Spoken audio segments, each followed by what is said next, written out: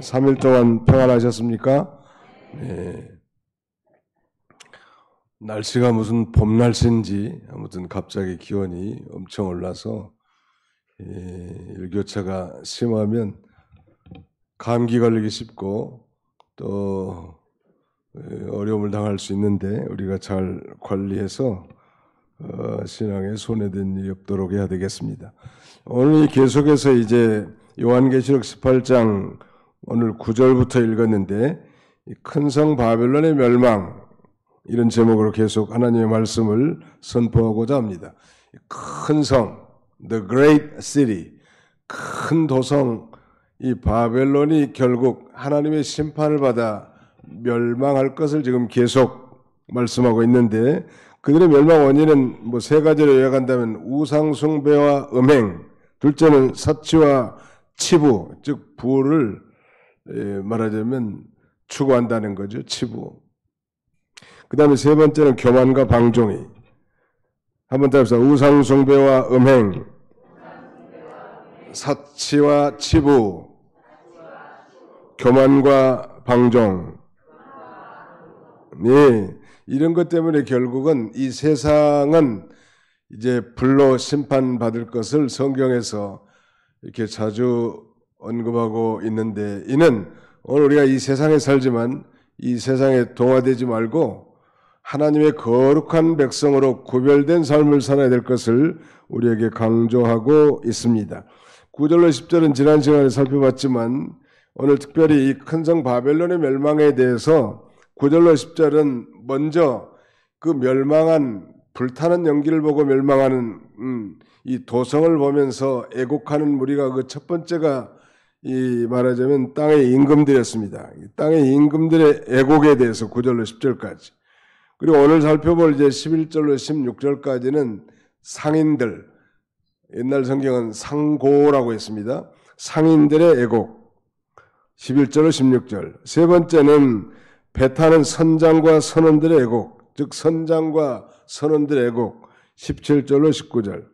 마지막 네 번째는 이제 성도들의 기쁨과 바벨론의 종말에 대해서 차례로 살펴보고자 합니다. 그러니까 이 애곡하는 부류가 세 부류가 있는데 가장 먼저 애곡하는 부류는 지난주에 우리가 잠깐 살펴본 것처럼 땅의 임금들이 애곡했고 그 다음에 오늘 살펴볼 내용들은 상인들의 애곡 그리고 선장과 선원들의 애곡에 대해서 반면에 성도들은 오히려 기뻐하고 이 바벨론 종말에 대해서 또 하나님의 심판에 대해서 왜 기뻐하는지 거기에 대해서 오늘 살펴보고 함께 은혜 받고자 합니다.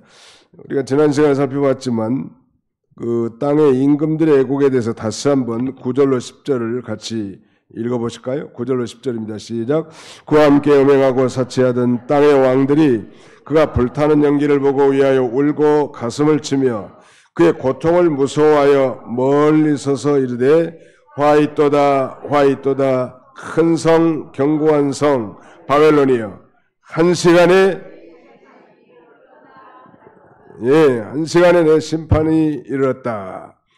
큰 성과 견고한 성과 이 대조되는 것은 한 시간이 여러분 크고 견고한 성을 세우는 데는 엄청난 많은 노력과 정성 그리고 시간이 필요하지만 심판받고 멸망하는 것은 순식간이라는 이 순식간의 순자는 눈 깜빡할 순자예요. 그러니까 대단히 대조적이죠. 엄청난 인간의 공로, 공력, 시간 다 들여서 이 대도시를 발전시키고 큰 성을 쌓지만 하나님이 심판할 때는 한순간에, 한 시간에 옛날 성경에는 일시에 아주 일순간에 하나님이 심판하신다는 아마 이 말세에 이 세상도 그렇게 될 거예요. 우리 1950년 6.25 당시에 그 우리 서울 도성의 그 사진 보면 정말 한심하기 짝이 없잖아요. 마포나루부터 시작해서. 지금 보면 거기에 비하면 어마어마하게 잘 발달됐고 아름다운 도시로 세워졌지만 그러나 하나님이 한번 심판하면 이 한순간에 다 멸망받을 수밖에 없는 그런 존재라는 거. 이 세상이 그런 존재인 줄 알고 우리가 이 세상에 살지만 이 세상에 동화되지 말고 또 이 세상에 살지만 이 세상에 올릴따라 육체의 정욕과 이 안목의 정욕 그리고 이 생의 자랑을 따라 살지 말고 먹든지 마시든지 하나님의 영광을 위해서 우리 하나님의 나라를 위해서 사는 자가 지혜로운 성도인 것을 역설적으로 우리에게 교훈해 주고 있습니다. 하나님을 떠나서 왕 노릇하는 모든 인간도 다 어떻게 보면 왕이라고 할 수 있겠는데 자신을 우리는 우리의 왕이 하나님이란 나의 주시며 나의 왕이소이다. 저는 그리스도시여 하는 건 이 그리스도라는 건 기름 부음 받은 자인데 이 기름 부음 받은 자의 그 삼직은 왕과 제사장과 선지자이기 때문에 저는 그리스도시여 그러면 내가 믿는 주님은 나의 왕이십니다. 그런 말이고 주님이 나의 왕이라면 그 왕의 통치와 다스림을 받는다는 뜻 아니겠습니까? 그런데 이 말세에 신자들은 자신이 여왕처럼 땅의 임금처럼 이렇게 살면서 하나님의 통치와 다스림을 잘 받지 않으려고 하는데 그런 자들에게도 결국 애고갈 날이 온단 말이에요. 하나님 아버지를 왕으로 모시고 사는 사람 그것이 참된 행복자라고 할 수 있겠습니다. 이들이 불타는 연기를 보고 울며 애곡하고 가슴을 치는데 왜 우는가? 자기 권력이 상실됐단 말이에요. 자기가 누리던 모든 특권이 다 없어지고 나라가 불타니까 아까워가지고 조국을 위한 애국으로 오는 게 아니고 아마 이런 심판이 있다면 제일 고통스러운 사람들은 제일 많은 특권을 누리고 권력을 향수하고 지배하는 이런 이 땅의 임금들, 권력자들이 가장 고통이 심할 거라. 이북의 김정은이도 마찬가지.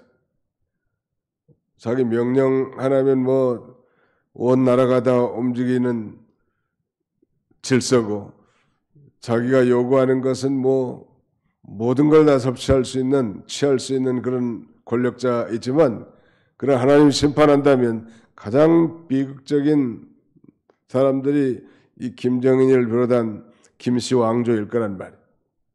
이렇게 이 말세 바벨론 하나님을 떠난 그 인본주의적 이 세상은 반드시 심판을 받는다는 걸 얘기하고요. 이제 오늘은 이 11절로 16절까지 내용을 두 번째로 살펴보려고 하는데 이렇게 이 말세 바벨론이 멸망당할 때 두 번째 애고가는 무리들은 상인들입니다. 11절 보실까요? 땅의 상인들이 그를 위하여 울고 애통하는 것은 다시 그들의 상품을 사는 자가 없음이라. 땅의 장사꾼들도 바벨론이 망할 때 울고 애통하는 거예요. 그러나 그들의 우는 동기는 조국을 위한 울음이 아니고 장사 못해서 돈 못 버니까 자기들의 상품을 팔 수 없기 때문에 우는 거예요. 이건 이 세상 세력을 이용해서 자기들이 이익을 보는 그 세상이 망하기 때문에 자기 유익을 얻을 수 없어서 우는 거예요. 우리가 그렇다고 장사하지 말라는 얘기가 아니고 열심히 장사하고 돈도 벌지만 무엇을 위해서 내가 장사하는가? 무엇을 위해서 돈을 버는가? 그 동기가 중요해. 하나님의 나라와 영광을 위해서 먹든지 마시든지 무엇을 하든지 나는 하나님의 나라와 영광을 위해서 하나님을 기쁘시게 하는 인생을 살아야 되겠다. 이런 예산 편성을 하고 산다면 하나님이 다 가져가신다고 해도 하나님 함부로 만족하니까 욥과 같이 하나님 앞에 원망하지 않고 감사할 수 있겠지만 하나님을 떠나서 거기다 온 신경 마음 다 쓰다 보면 그게 없어졌을 때 정신이 돈다든지 아무튼 허황된 공황장애 받기 쉽겠죠. 상인들. 근데 그들이 가지고 파는 그 상품들이 지금 쭉쭉 나열됐습니다. 12절부터. 12절 그의 상품은 금과 은과 보석과 진주와 이런 보석류 아니요? 아주 귀한 금속류, 광물들. 두 번째는 세마포와 자주 옷감과 비단과 붉은 옷감, 이거 사치한 의류들. 그 다음에 각종 향목과 각종 상아 그릇이요, 값진 나무와 구리와 철과 대리석으로 만든 각종 그릇이요. 이건 아주 고귀한 재료로 만들어진 기구들 아니요.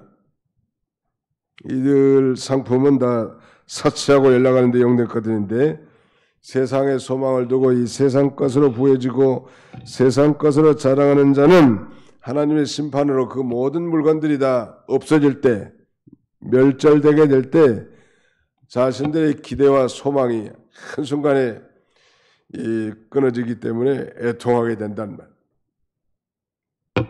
이스라엘과 지금 저쪽 중동에는 팔레스타인과 전쟁이 계속되고 있는데 팔레스타인 그 가자 지구가 그 땅이 서울시보다 더 작단 말도 있는데 정확히는 잘 모르겠어요. 근데 거기에 한 250만 명 정도 사는 거예요, 인구가. 지금 이스라엘의 그 하마스, 이 가자 지구를 통치하는 사람은 이 하마스 세력이란 말. 원래 이제 그 요단강 동편, 거기가 소위 팔레스타인 땅인데 거기에 수반은 별도로 따로 있는데 이 나라가 뚝 떨어져 있단 말이에요. 애굽 쪽에 이 가자 지구의 땅이 팔레스타인 땅인데 하마스가 뭐 집권해가지고 이스라엘에게 전쟁을 벌인 거예요. 이 순전한 그 민간인을 다 포로로 잡아가지고 죽이고 그래서 전쟁이 발생한 거 아니에요? 근데 대략 뭐 지금 한 3만 명 정도가 죽었다고 그러고 팔레스타인 사람들이 아이들도 많이 죽은 것 같아.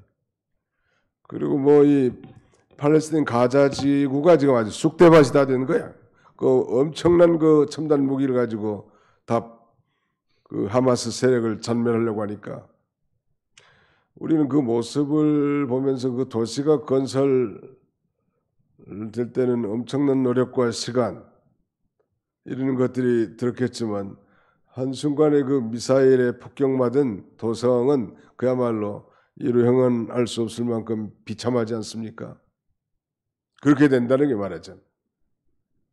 말세에 하나님이 어떻게 초자연적인 불을 내려서 심판하는지 아니면 인간이 가지고 있는 이 핵무기를 가지고 이 핵 전쟁이 일어나서 그렇게 이 세계에 바벨론과 같은 세상이 심판될지는 알 수 없지만 분명한 가지는 어떤 방법으로든 이 세상은 하나님의 심판을 받게 되겠는데 그때 장사들이 뭐 팔려고 만들어 놓은 창고에 쌓인 그 재고품들, 그 물건들 이런 걸 다 비참하게 될 거고 또 앞으로도 그럴 가능성, 판매할 가능성이 없으니까 얼마나 애고가겠냐.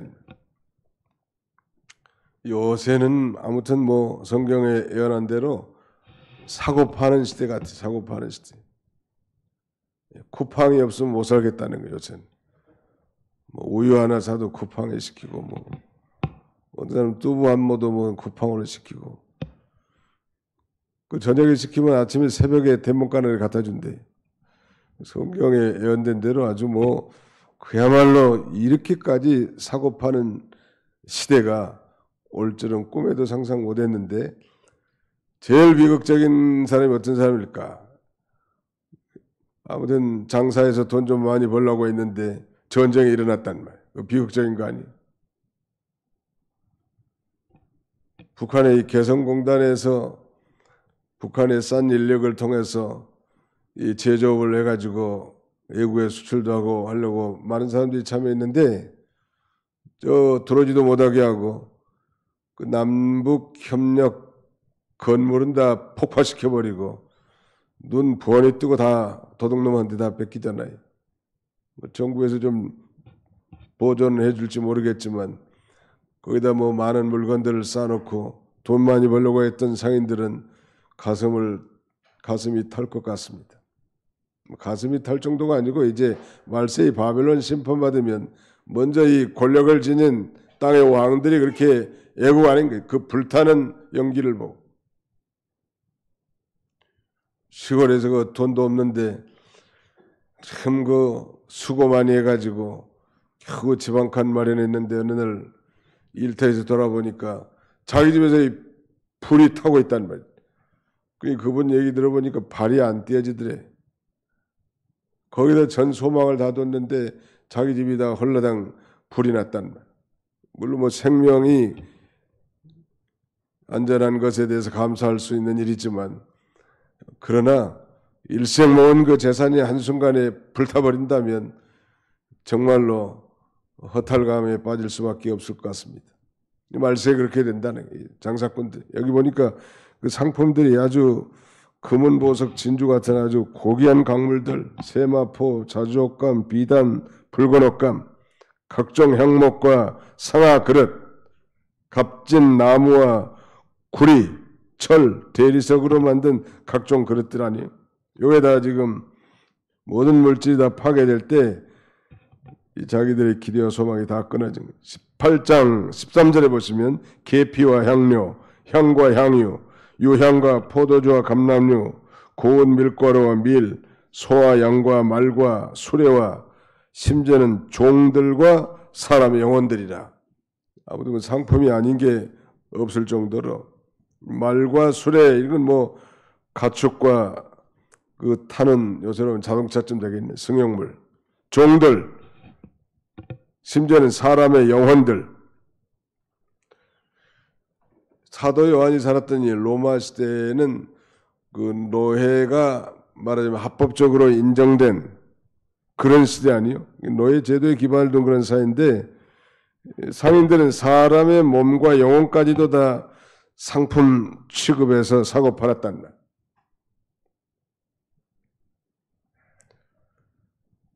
김홍신이라는 사람이 인간시장이라는 그런 책을 써서 일약 베스트셀러가 된 바 있는데 그야말로 이 세상이 요지경이란 말이에요.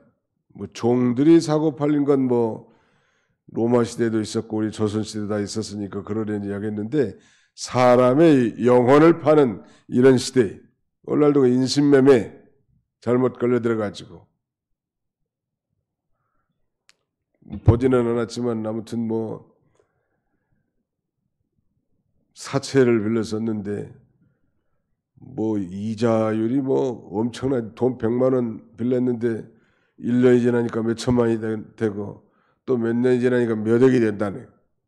도저히 못 갚으니까 이제 신체 포기각서라는 걸 쓴다네.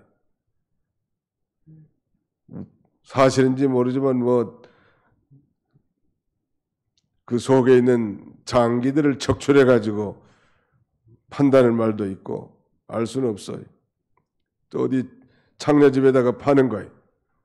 그리고 일생 그 빚 갚느라고 거기서 몸버리고 비참한 생활 하게 되는 게 현 시대도 지금 그런 시대가 아마 있을 수 있습니다. 한 가지 분명한 건 인권이 다 무신되고 생명이 멸시되는 이런 시대, 이런 극단적인 시대는 하나님의 심판이 임박한 시대라는 오늘 이 시대가 그런 거예요. 멀쩡한 것 같아도 저 밤거리, 빌딩 숲 사이에 흐느끼면서 슬퍼하는 수많은 여인들이 얼마나 많겠냐. 자기가 원하지 않는데 술집에 출근해야 되고 몸도 팔아야 되고 또 시중도 들어야 되는 그 비극적인 거 아니에요. 그 작년에 그 기생충의 한 등장인물이었던 이성균 배우라는 사람은 그 부잣집 남편 역으로 출연했는데 자살해 죽었다는 거예요. 차 안에서 뭐 연탄불을 떼가지고 죽었대. 왜 죽었느냐? 다른 잘 모르지만 아무튼 그 룸사람인지 뭐 아무튼 그런 집에 그 여자에게 아주 붙들려 가지고 협박을 당하고 그러니 방탕한 생활한 하나의 이 표본이 드러난 거예요.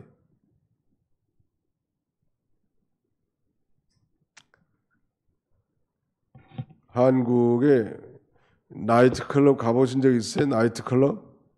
나는 한 번도 안 가봐가지고 어떻게 생겼는지 모르는데 아무튼 나이트 한 거면 저녁이요. 저녁에 클럽에 가가지고 음란 방탕하고 쾌락에 빠져 사는 사람들이요. 매일 그게 자신의 일들이에요. 클럽. 이태원에 클럽들이 많고 동성 클럽들이 많대요. 동성. 그게 지방에서 하루 올라와가지고 마음에 맞는 동성 술 한잔 먹고 뽑아가지고 같이 마약도 하고 그러고 또 내려가는 거예요. 하나님께서 다 보고 계시고 아시는데 반드시 심판하신다는 거예요. 그러니까 한국은 그래도 마약 청정 지역이라고 했었는데 여러 해 전에는 요새는 그렇지 않는가 봐요. 아무튼 이 상인들이 이제 불타는 연기를 보고 울며 애곡하는데 그 애곡은 정말 자신이 회개하면서 정말 하나님을 마음으로 떠나서 바로 살지 못한 그런 애통의 눈물이 아니고 장사 돈 못 버니까 온다는 거예요. 돈 못 버니까. 우리는 그런 눈물을 흘려서는 안 되겠습니다. 내가 믿음을 쓰지 못한 거, 좀 더 하나님 앞에 바로 하지 못한 거, 그 돈을 부지런히 많이 벌어서 하나님이 기뻐하신 일에 부지런히 쓰라. 쓴 것만 자기 것이고 또 주님을 위해서 쓴 것만 하늘에 영원히 남아있는. 그렇지 않으면 다 자기 게 아니에요. 이제. 컨트롤도 안 돼요. 나이가 들면. 우리가 그 박종숙 성도님이라는 분이 계세요. 박종숙 집사님 말고 일찍 2017년인지 16년에 돌아가셨죠. 재산 좀 있는 것 같은데 갑자기 병원에 누워가지고 일어서지 못해서 결국은 그 자기가 가지고 있는 재산도 행사하지 못하고 그 여우 같은 며느리가 다 지배하게 됐다고.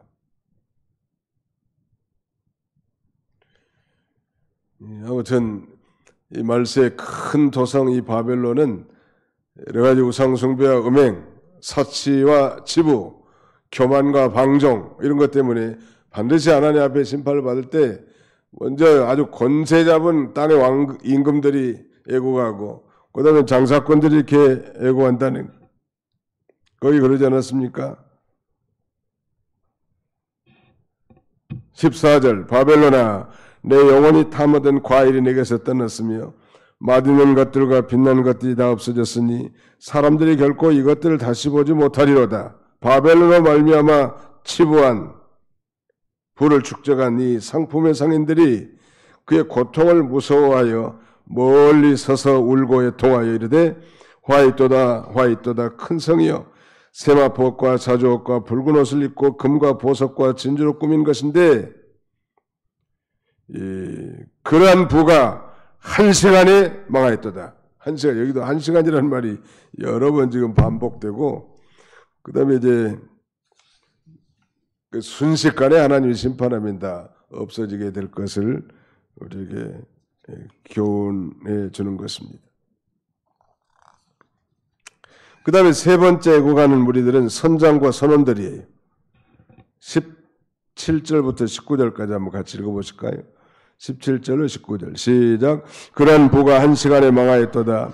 모든 선장과 각처를 다니는 선객들과 선원들과 바다에서 일하는 자들이 멀리 서서 그가 불타는 연기를 보고 외쳐 이르되 이 큰 성과 같은 성이 어디 있느냐 하며 티끌을 자기 머리에 뿌리고 울며 애통하여 외쳐 이르되 화이또다 화이또다 이 큰 성이여 바다에서 배부리는 모든 자들이 너의 보배로운 상품으로 치부하였더니 한 시간에 망하였도다. 한 시간이라는 말이 여러 번 이렇게 반복되는 선장과 선원.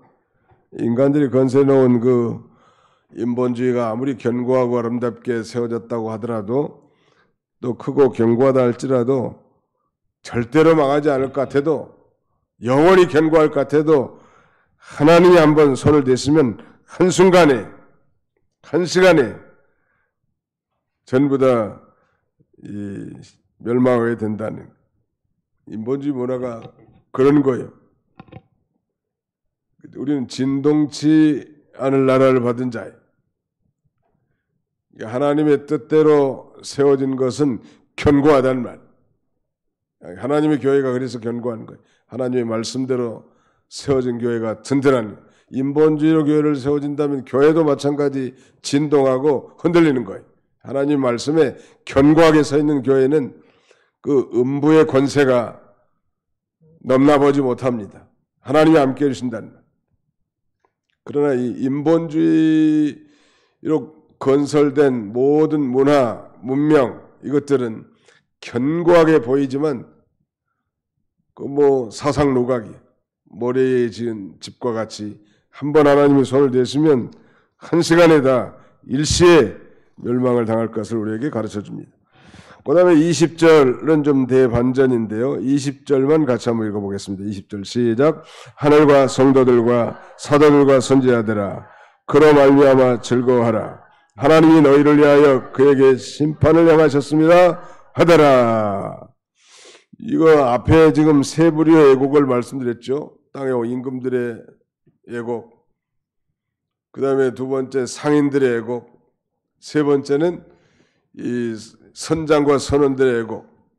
선장과 선원들도 그 원양업을 가서 정말 물고기 많이 잡아줘서 그야말로 대박을 날 그런 꿈을 가지고 갔지만 돌아온데 자기의 도성이 불타고 있다고 하면 상상해 보세요. 그 고기도 팔아먹을 수도 없고 자기들의 꿈과 기대가 다 상실될 수밖에 없단 말. 이렇게 세 부류와는 아주 다르게 여기 지금 대조적으로 20절에서는 구속받은 성도들이 기뻐하고 찬양하는 모습이 나옵니다. 이건 참 성도들의 기쁨, 아니면 악인들이 멸망하는 걸 기뻐하지 말라고 그랬는데 잠언에는 이게 무슨 기쁨인가? 성도들, 악인들의 멸망이나 고통 자체를 기뻐하고 즐거워하는 것이 아니고 도리어 악에 대한 정의의 승리와 하나님의 공의의 성취, 하나님은 살아계시구나, 반드시 죄악에 대해서는 심판하시는 어미하신 분이 계시구나, 지금까지는 하나님이 안 계신 것 같이 느끼지 못했는데 하나님이 과연 살아계시는구나. 저는 개인적으로 그 구소련이 붕괴될 때 총 쏴서 붕괴된 게 아니잖아요.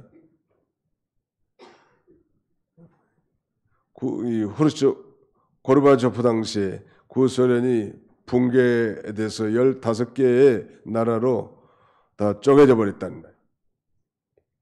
그래서 수많은 선교사들이 일시에 그 지역에 가서 복음을 증거하고 선교 활동을 하게 됐습니다.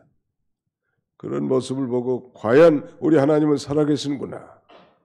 1917년 러시아에는 소위 그들의 종교 러시안 오토독스 처치라고 하는 러시아 정교회가 그들의 국교인데 교회가 타락하고 성직자들이 타락했단 말이에요. 그러니까 그 땅에 공산주의 혁명이 일어나게 됩니다. 그리고 결국은 이 스탈린이 집권해가지고 수천만 명의 크리스찬들이 몰살당하죠. 그로부터 약 70년 동안 그런 비참한 생활하다가 이 공산주의 종주국인 그 구소련 소비에트 연방이 한 방에 깨뜨려져 가지고 수많은 선교사들이 일시에 가서 복음을 증거해요. 우리도 거기에다 합세잖아요. 러시아나 우즈베키스탄, 우크라이나, 카자흐스탄, 스탄으로 끝나는 나라들. 저도 한 5번 정도 다녀왔는데, 근데 놀라운 사실은 그 초창기에는 복음을 잘 받았고 이런 세계, 이런 세상이 계속될 걸로 착각했는데 그로부터 한 30년 정도는 복음이 전파되고 선교사들이 입국이 자유로워지고 교회들이 다 십자가를 달고 양성화됐는데 금방 한순간에 또 문이 닫혀가지고 모든 선교사들이 다 추방당하고 나왔다는 거예요. 다행히 이제 우리 교단의 선교 정책은 현지인들을 성경을 가르쳐 가지고 현지인들을 지도자로 세우고 정부에 등록을 시켜놨습니다. 우즈벡 같은데. 그러니까 대교단보다 훨씬 더 큰 선교적 효과가 생긴 거예요. 물론 여러분들이 다 연보하고 기도해서 그렇게 세워진 거예요. 우즈베키스탄 같은 데는 전국의 대도시마다 우리가 세운 교회, 특별히 당시에 선교사로 가신 송원규 목사님과 지금 짐켄트에 있는 진미라 전도사님이 수고 많이 하셨는데, 그래서 그 사람들 길러가지고 지금 각 지역의 지도자들이 세워져서 가르치는, 그 지도자들 가운데도 여럿이 천당 간 사람들이 많아요. 그러면 또 성경 가르쳐가지고 또 현지인을 세워놨다는, 성공적인, 말하자면 선교 모델이라고 할 수 있겠죠. 말씀드리고 요즘은 내내 그렇게 좋은 시절이 계속될 것 같아도 그렇지 않다는 거예요. 우리 조국도 마찬가지. 이렇게 우리 조국 5천년 역사 가운데 건한 70년 동안 이렇게 평화롭고 이렇게 번영된 시절은 없었다고 합니다. 뭐 옛날에 제가 살아보지 않아서는 모르지만 아무도 없었대요. 이렇게 평화롭고 이렇게 번영을 구가한 시대는 없었다는 거예요. 하나님께서 저기 태평양 건너 독수리 미국을 보내가지고 원자폭탄을 일본에 투하시켜서 연합국의 승리 때문에 우리가 해방된 거예요. 독립투사들의 수고도 많이 했죠. 물론 그것 인정하지 않은 건 아니지만 결정적인 건 하나님이 하신 거예요. 6.25 때도 낙동강 벨트까지 다 진격하지 않았습니까? 다 넘어간 거예요. 미국이 주도가 돼가지고 메가더 장군을 중심으로 인천 상륙작전을 벌여서 허리를 끊어나서 그야말로 저기 두만강까지 낙동강까지 이렇게 진격했는데 또 중국이 내려가지고 장저로 전투에서 엄청난 미군이 죽었다는 거 아니에요. 누구를 위해서? 알지도 못하니 조선 사람들 위해서. 누가 그렇게 그들의 마음을 감동시키고 이런 역사가 있었을까? 그때 16개 나라 가운데 터키라는 나라도 있대요. 아랍 무슬림권인데 터키 사람들 우리가 형제국이라고 한대. 피를 같이 나눴다. 한국 사람들 좋아한대.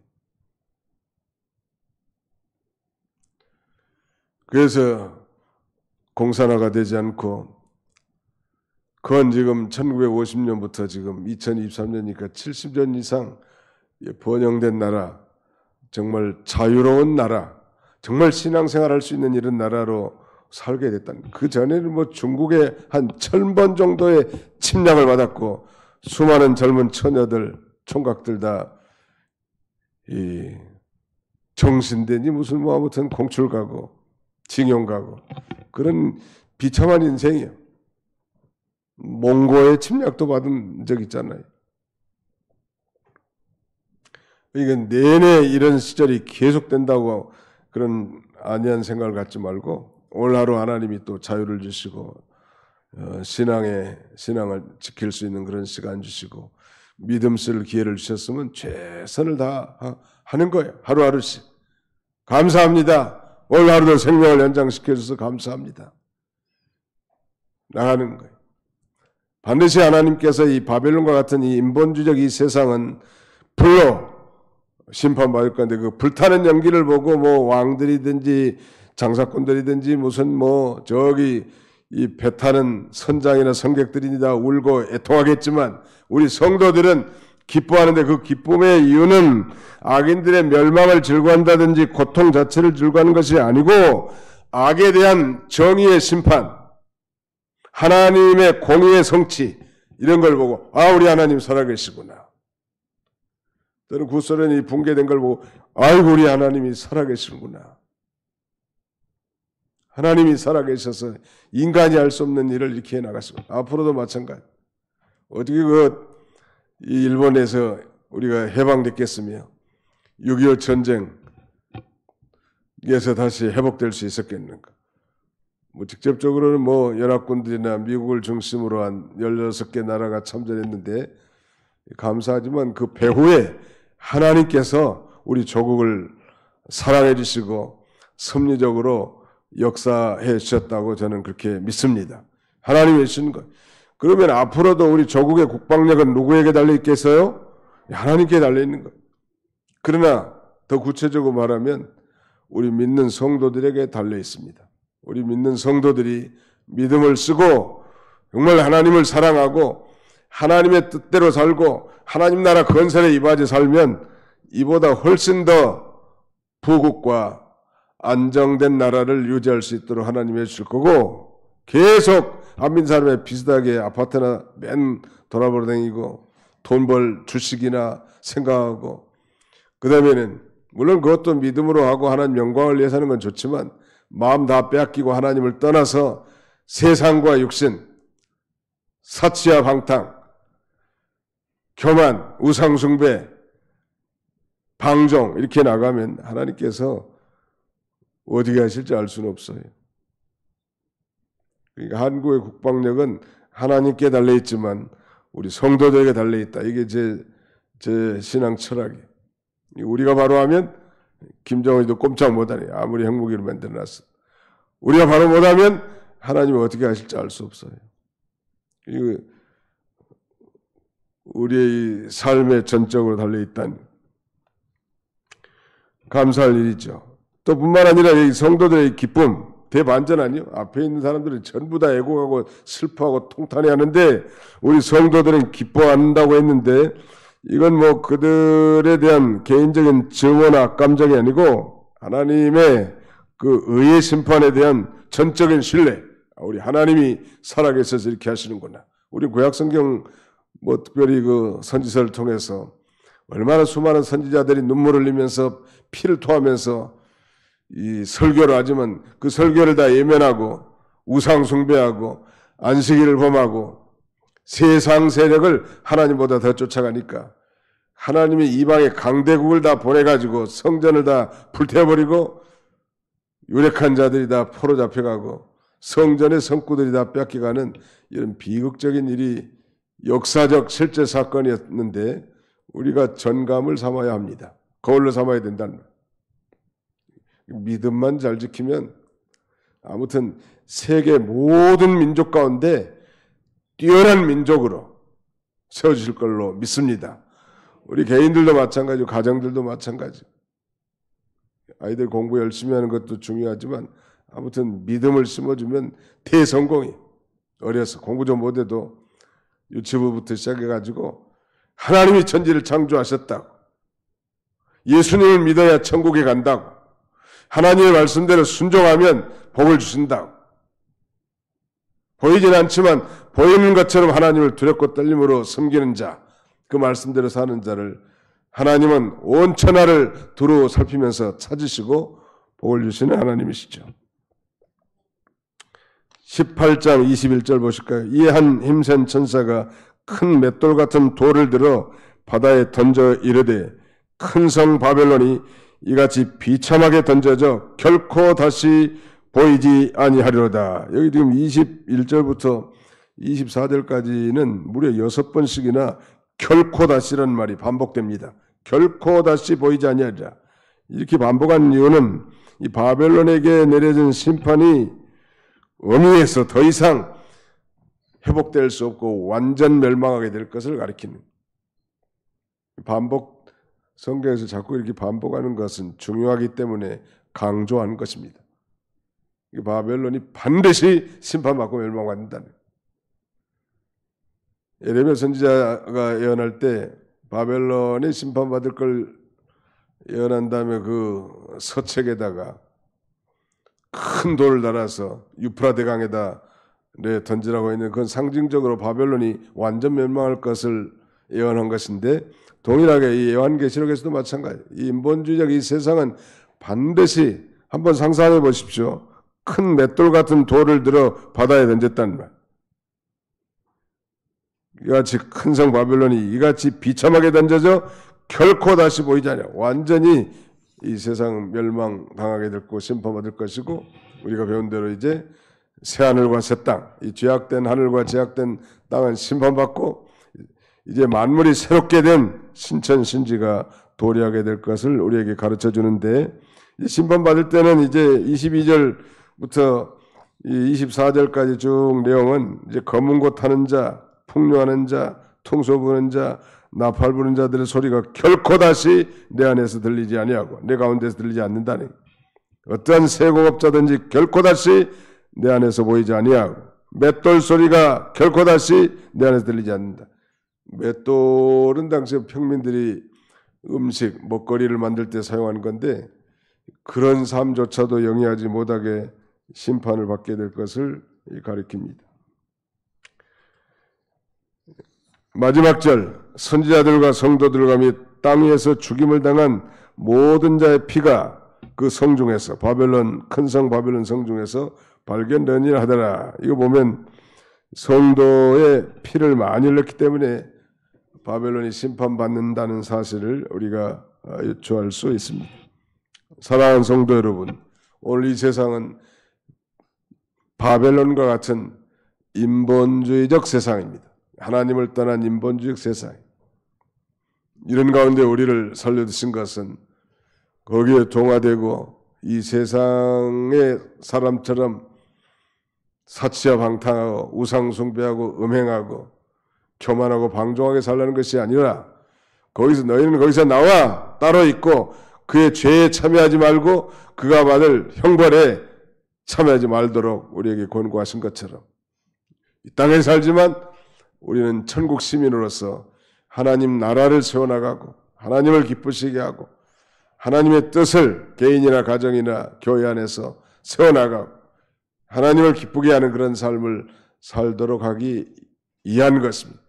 세상 심판받으니까 우리가 두려워하고 공포심을 가지는 얘기가 아니고, 이 세상은 그렇게 될 거니까 예산 편성하고 그런 가운데서 낙심하지 말고 믿음으로 승리하는 삶을 살아가도록 우리에게 권고한 것입니다. 이런 지혜로운 성도님들이 다 되시기를 주님의 이름으로 축원합니다. 기도합시다.